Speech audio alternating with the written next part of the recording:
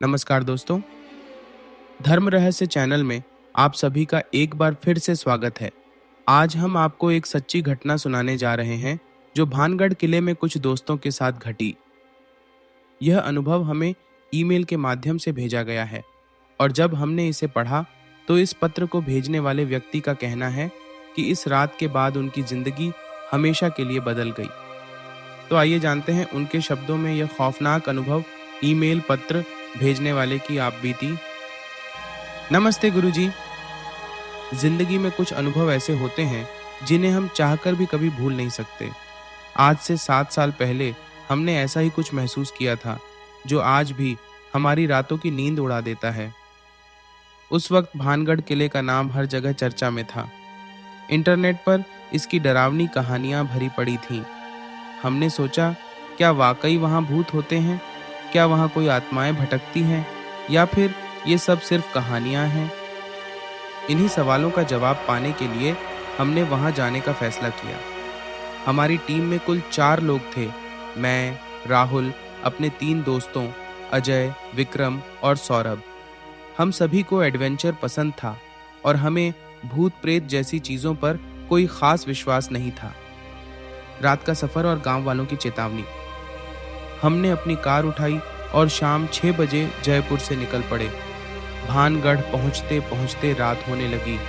रास्ते में कुछ गांवों से गुजरे जहां के स्थानीय लोगों ने हमें रोका और चेतावनी दी, बेटा सूरज ढलने के बाद वहां मत जाना। कई लोग गए पर कोई वापस वैसे नहीं आया। जो लौटे वे कभी ठीक नहीं हो सके। पर हम पर इसका कोई असर नहीं पड़ा। हमने सोचा कि लोग बेवजह डर फैला रहे हैं। हमने गांव वालों को धन्यवाद दिया और आगे बढ़ गए। रात का सन्नाटा अपने चरम पर था। मैं, राहुल, अपने 3 दोस्तों अजय, विक्रम और सौरभ के साथ राजस्थान के सबसे कुख्यात और भूतिया स्थान भानगढ़ किले के पास खड़ा था। यह यात्रा एक रोमांचक अनुभव के लिए थी, लेकिन हम नहीं जानते थे कि यह हमारी जिंदगी की सबसे डरावनी रात साबित होगी। हम युवा थे, निडर और रोमांच के भूखे। हमने इन कहानियों को अंधविश्वास समझकर हंसकर टाल दिया। किले के अंदर पहला संकेत। हमने तय किया कि हम रात का अनुभव लेने के लिए किले के अंदर ही रुकेंगे। हमारे पास टॉर्च, कैमरे और कुछ जरूरी सामान था। किले में घुसते ही अजीब सा माहौल महसूस हुआ। चारों तरफ अंधेरा, टूटी फूटी दीवारें और एक रहस्यमय शांति। हवा में कुछ ऐसा था जो अजनबी लग रहा था, जैसे हमें कोई देख रहा हो। जैसे जैसे हम अंदर बढ़े, हमें एक मंद सुगंध और धीमी सी सरसराहट सुनाई दी। ये अजीब था क्योंकि हवा एकदम बंद थी। विक्रम मजाक करते हुए बोला, कहीं कोई पुरानी आत्मा हमें बुला तो नहीं रही? हम सब हंस पड़े, लेकिन अचानक अजय के चेहरे का रंग उड़ गया। उसने कांपती आवाज में कहा, भाई कोई यहाँ हमारे पास से गुजरा। हमने इधर उधर देखा लेकिन कोई नहीं था। ये पहली अजीब घटना थी। छाया का आतंक। हम एक बड़े दरबार हॉल में पहुंचे जहां कभी राजा महाराजा बैठा करते थे।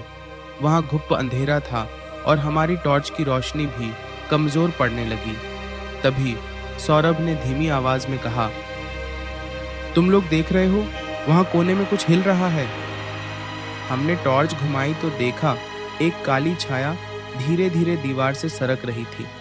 पहले हमें लगा कि यह हमारी आंखों का धोखा है, लेकिन जैसे ही हम कुछ कदम आगे बढ़े, वह आकृति और स्पष्ट होती गई।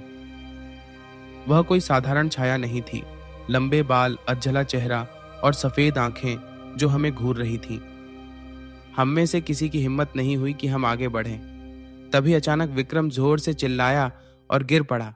उसकी पीठ पर 3 लंबे नाखूनों के निशान उभर आए थे, जैसे किसी अदृश्य शक्ति ने उसे खरोंच दिया हो। भूतिया सरसराहट और अनसुनी आवाजें। अब हम सब डर चुके थे। हमने फैसला किया कि बाहर भागना ही सही रहेगा, लेकिन जैसे ही हम दरवाजे की ओर बढ़े, एक भारी भरकम लोहे का दरवाजा अपने आप बंद हो गया। अब किले से बाहर निकलना नामुमकिन था। अचानक हमें एक महिला की रोने की आवाज सुनाई देने लगी। आवाज इतनी दर्दनाक थी कि हमारे रोंगटे खड़े हो गए। आवाज धीरे धीरे हमारे आसपास घूमने लगी जैसे कोई अदृश्य ताकत हमें घेरे हुए हो। अजय ने हिम्मत करके जोर से पूछा। कौन हो तुम? तभी एक धीमी पर डरावनी महिला की आवाज आई।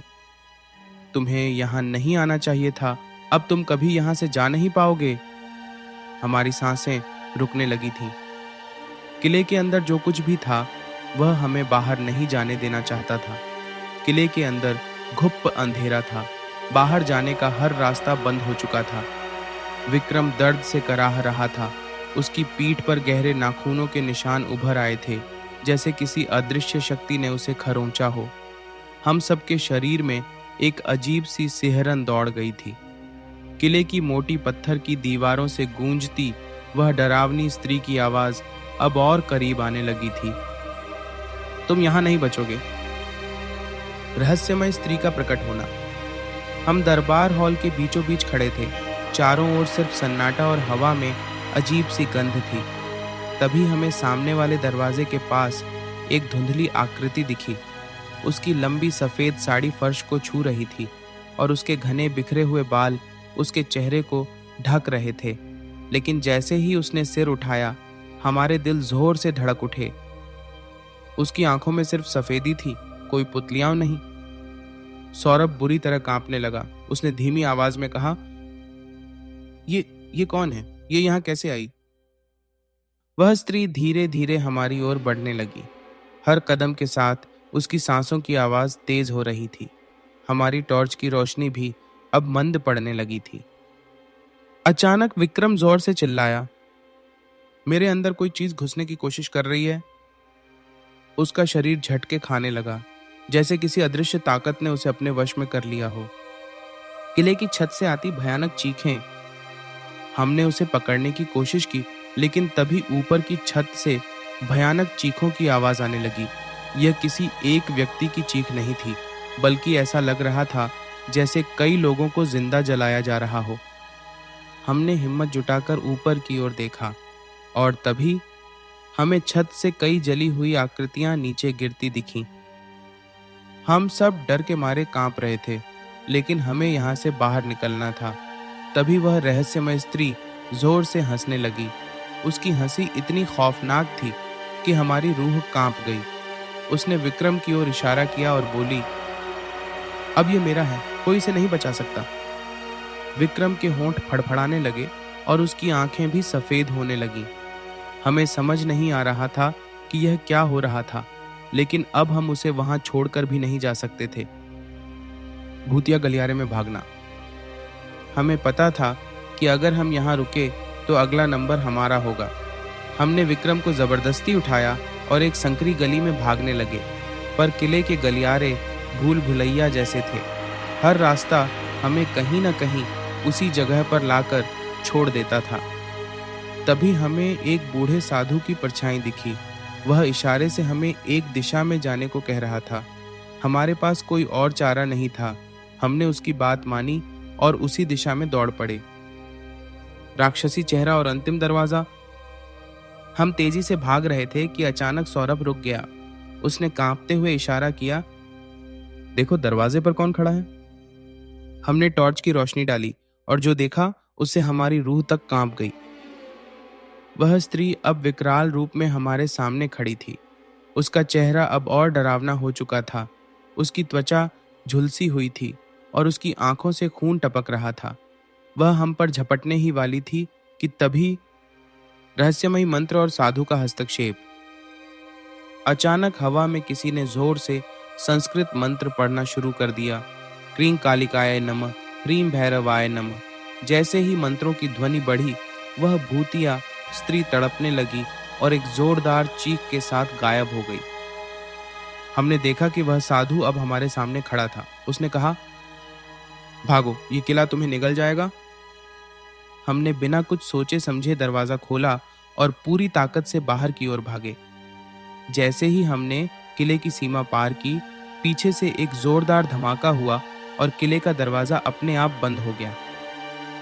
क्या हुआ विक्रम के साथ?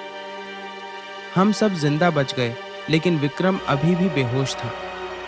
जब वह होश में आया तो वह कुछ भी याद नहीं कर पा रहा था, लेकिन उसके शरीर पर अभी भी वे नाखूनों के निशान मौजूद थे। जैसे ही हमने किले की सीमा पार की, पीछे से एक जोरदार चीख सुनाई दी। हमने मुड़कर देखा तो एक परछाई हमें घूर रही थी। हमने जिंदगी में कभी इतनी तेज दौड़ नहीं लगाई। जब तक हम कार तक पहुंचे, हमारी हालत खराब हो चुकी थी। हमने गाड़ी स्टार्ट की और वहां से भाग निकले। अगली सुबह जब हमने अजय का कैमरा चेक किया तो उसमें रिकॉर्डिंग बंद हो चुकी थी। अंत में रह गया एक सवाल। हम वापस तो लौट आए, लेकिन एक बात हमें आज तक परेशान करती है। कौन थी वह स्त्री? क्या वह कोई श्रापित आत्मा थी या फिर कोई और रहस्य छुपा था भानगढ़ की दीवारों में? शायद कुछ रहस्य कभी उजागर नहीं होने चाहिए। ये थी हमारी सत्य घटना। गुरुजी, आप चाहे तो इसे वीडियो बनाकर प्रकाशित कर सकते हैं। हम सबको अच्छा लगेगा। जय मां दुर्गा। देखिए, यहाँ पर इन्होंने अपने जीवन में घटित भानगढ़ के किले में हुई घटना को बताया है। भानगढ़ को आज भी सबसे ज्यादा भूतिया स्थान में शामिल किया जाता है। रात्रि को यहाँ रुकना मना है। राजस्थान में भानगढ़ आज भी भूत और प्रेतों के लिए बहुत प्रसिद्ध है। ऐसी जगह पर जब भी जाएं, कवच लगाकर ही जाना चाहिए, ताकि ऐसी कोई शक्ति आपके साथ न जुड़े। आशा करता हूँ आज का वीडियो आप लोगों को पसंद आया होगा। अगर वीडियो अच्छा लगा है तो चैनल को लाइक, शेयर और सब्सक्राइब जरूर करें। आप सभी का दिन मंगलमय हो। जय मां पराशक्ति।